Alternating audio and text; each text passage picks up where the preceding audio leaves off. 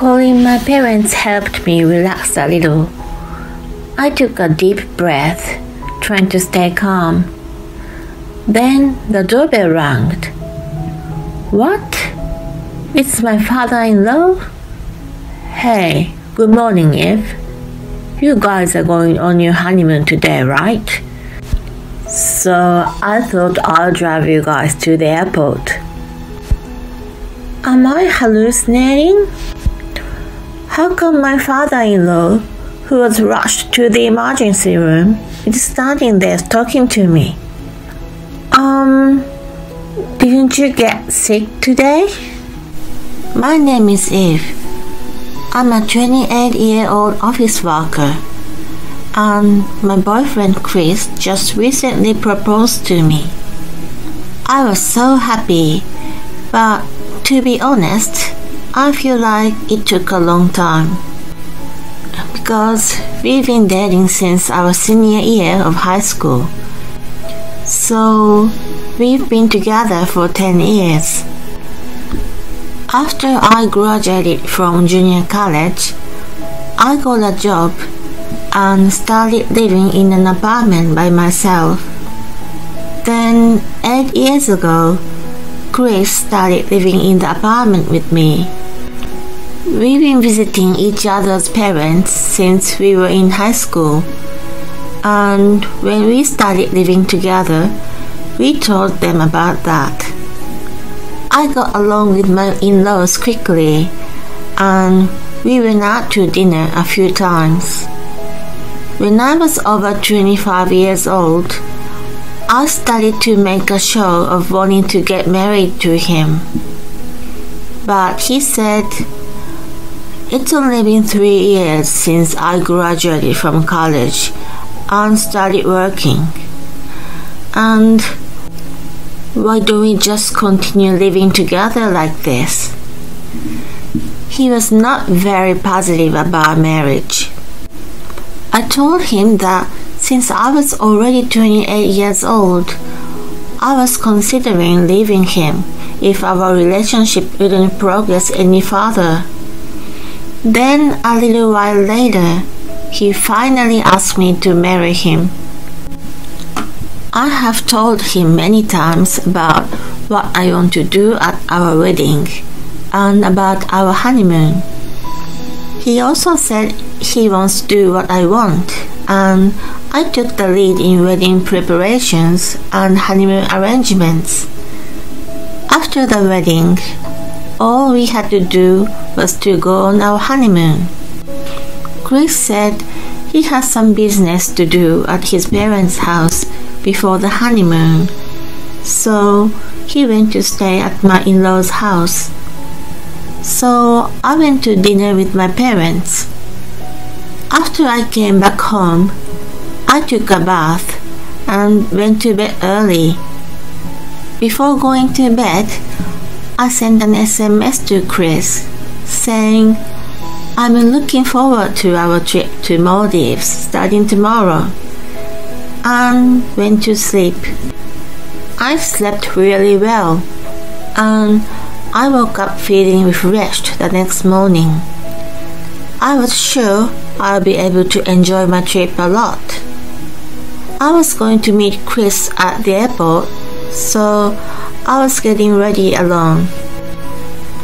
I was a little concerned, however, because the message I sent to Chris last night hadn't been read. Well, I didn't send him anything important, but I was worried that he might be still sleeping. From my in-laws' house, it takes a long time to drive to the airport. Chris is the kind of person who takes a long time to get ready, so if he's not awake now, he'll be late. I was feeling a little worried when I received a phone call from Chris. Hi Chris, are you ready yet? He said something I didn't expect. Oh Eve, I'm sorry. My dad collapsed and had to be rushed to the emergency room. What? He's in the hospital right now and his condition isn't very good. So I'm sorry. I can't go on our honeymoon. Okay, but he looked fine at the wedding just a few days ago. Why? My mom and I were both surprised when my dad suddenly collapsed. We didn't expect that right before our honeymoon. It can't be helped. Yeah, but I don't want to waste the ticket, so why don't you go alone? No, it's our honeymoon. I can't go alone. Also, I can't go on a trip when your dad is sick. I'll visit him too. Where's the hospital? Oh, the doctor's here. I'll call you later. What? Wait. He must have been in a panic because he hung up the phone before telling me the hospital's name. So I had no choice but to wait for a phone call from Chris. I wondered if my father-in-law will be okay. Oh, I have to cancel the trip. Oh no, that should be later. I called my parents. They could hear the anxiety in my voice. They said they'd come to my house immediately. I can't drive a car in my current state of mind, so it's great that my parents will come and give me a ride to the hospital as soon as Chris calls me.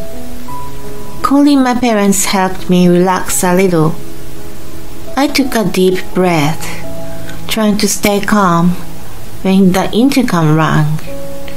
Who could it be? My parents' house is close to here, but it takes about 10 minutes by car. So there was no way my parents could be here. I opened the door and there was my father-in-law. What? How come you're here? Hey, good morning, Eve.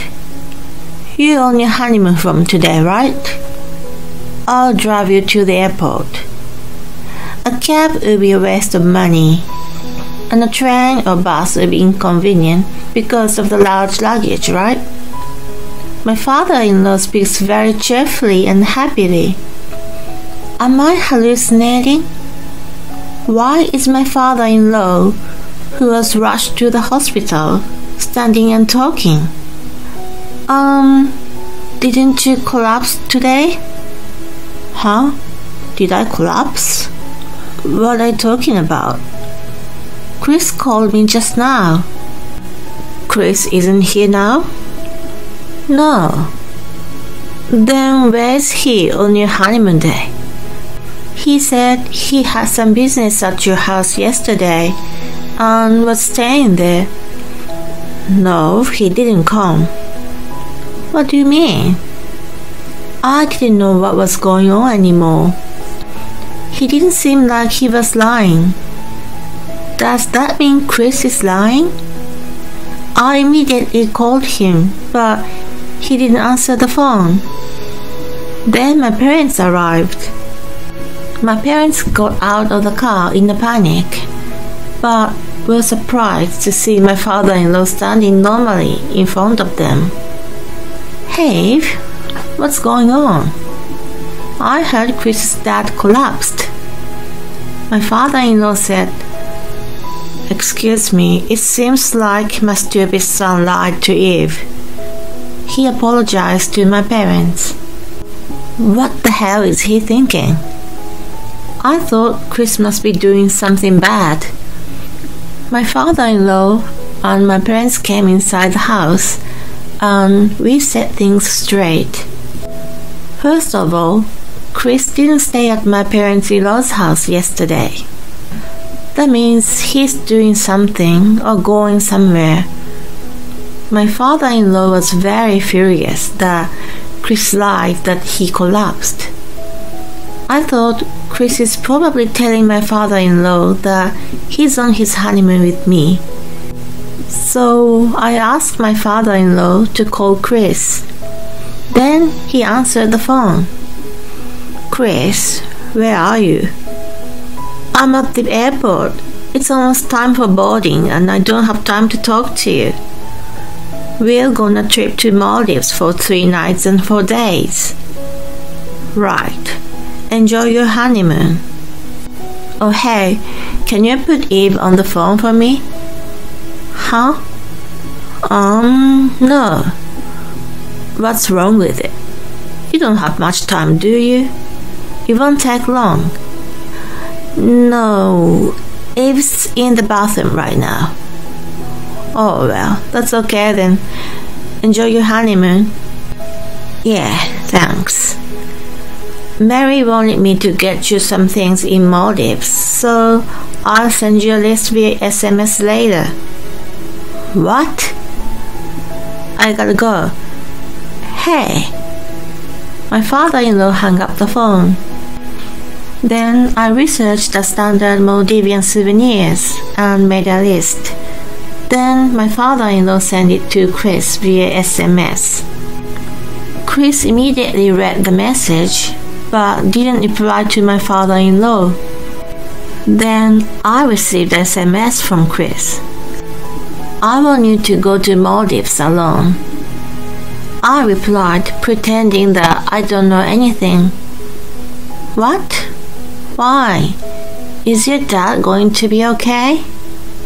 My dad seems to be okay for the time being, but I'm worried about him, so I'm going to stay at the hospital.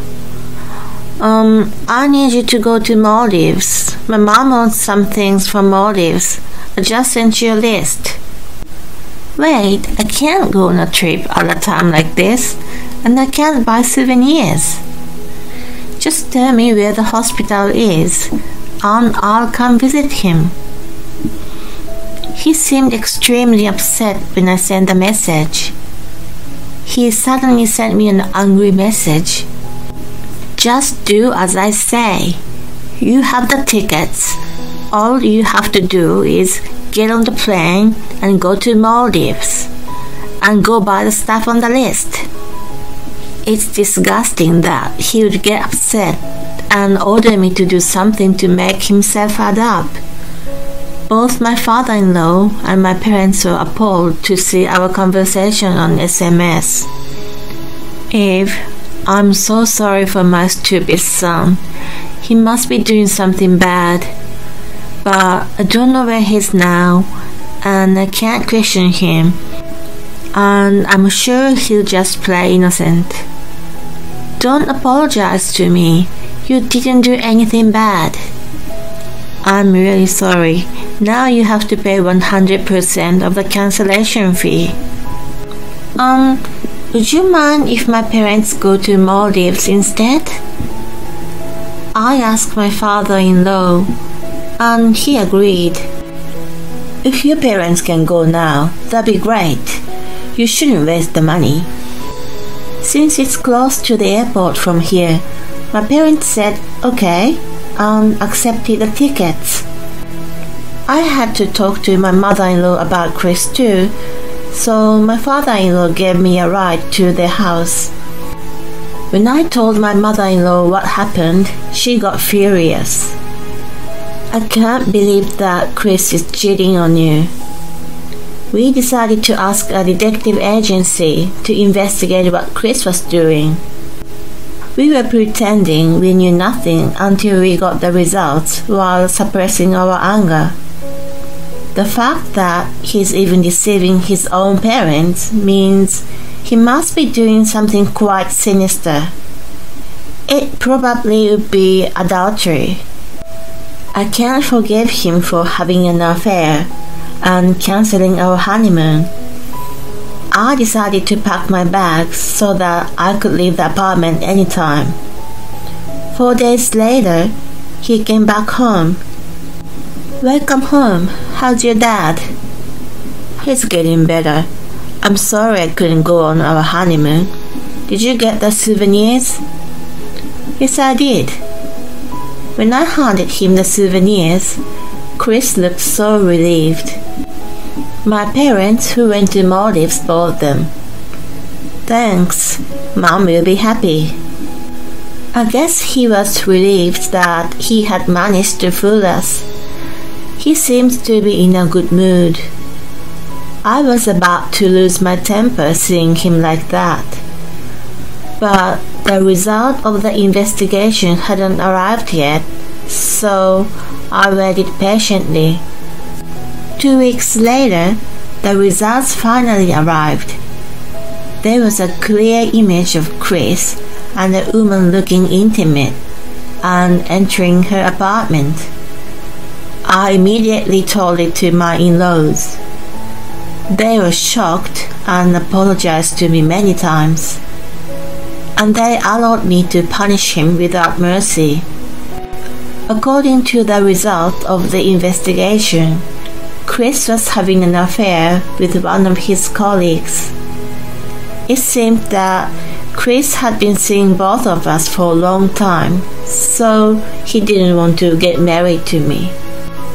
I was so angry that I almost went crazy. But then I cooled down and decided to execute my revenge against him. I said to him, "Hey, since I ended up traveling alone, I want to redo our honeymoon." "Okay, that'd be great. Let's go somewhere for 3 days." "Sounds good. Where do you want to go?" "Let's see. How about a trip to Las Vegas?" "It's too expensive to go overseas right now." "Oh, that sounds great. Well, I found a nice hotel, so can you book it for me?" "Oh, great. I'll take care of the reservations." Chris made reservations at an expensive hotel I chose. In the meantime, I was dealing with him in a normal way and steadily making preparations for the divorce. I hired a lawyer, found a small apartment, and hired a moving company. Then, on the day before our trip to Las Vegas, I told Chris that I had to go to my parents' house to take care of some business, and that I would go directly to the airport tomorrow. He agreed without any doubts. The next day, he called me from the airport. "Hey, are you here yet? The plane's leaving soon." "I'm sorry, I can't go." "What do you mean?" "Because I don't want to travel with an adulterer like you." "What? What do you mean? You think I'm having an affair?" "I would never do such a thing." "You can't pretend you don't know. We already have all the evidence. I have proof that you're having an affair with a woman, Kate, who works at the same place as you." When I said this, Chris seemed so upset. So I took a photo of the evidence of the affair with my phone and sent it to him. "Oh, unfortunately, you can't say any excuses. It's disgusting that you had to cancel our honeymoon to see your affair partner." "Wait, I had no choice then." "What do you mean you didn't have a choice?" "When I told her I was getting married to you, she got really jealous and told me that if I didn't cancel our honeymoon and go on a trip with her, she would tell about our relationship to the whole company." "So you chose to go on a trip with her because you were threatened?" "That's right. So I had no choice." What does he mean by I had no choice? It was his fault for dating 2 women at the same time. Anyway, I don't care about that anymore, but I'm definitely going to ask for a divorce and an alimony. Wait, let's talk about it. No, I don't want to see you anymore. The movers will be here soon to move my stuff to the new apartment. And all I have to do is go through my lawyer and demand that you fill out the divorce papers. What? Wait. I don't want a divorce. The person I love most in the world is you. I can't believe that. Believe me, let's go on a trip to Las Vegas together. It's a waste of money to cancel the trip. Oh, it's okay. The people who are going instead are on their way. What? It looks like they just arrived. Dad? Mom? What are you doing here? Chris, you stupid son. We know you're having an affair. Oh, Have, did you tell them about that? We've been looking into your misdeeds. I was with them the day you lied and cancelled our honeymoon. What? We all knew you were lying, and we pretended not to know until we had a hard proof. Oh, Chris must have been shocked because he looked so proud that he had managed to fool us. Anyway, the trip to Las Vegas is a present for your parents. Of course you have to pay for it. Otherwise, I'll tell your company about the affair. No. Chris gave the tickets to his parents right away. We'll talk about you after our trip, my father-in-law said. I want them to enjoy the trip. The mover came just after that, so they moved my stuff and I moved to my new apartment. I ignored all the phone calls and SMS Chris sent to me, and I simply replied, "Contact me through my lawyer." Then he agreed to divorce and to pay alimony. After the divorce was finalized and I received alimony, I told people at Chris's workplace about his affair. Since they came to our wedding and we got divorced so quickly, I thought I should tell them the reason of the divorce and apologize to them. Sure enough, I got a call from Chris. "Hey, why did you tell everyone at work? You promised to keep it a secret."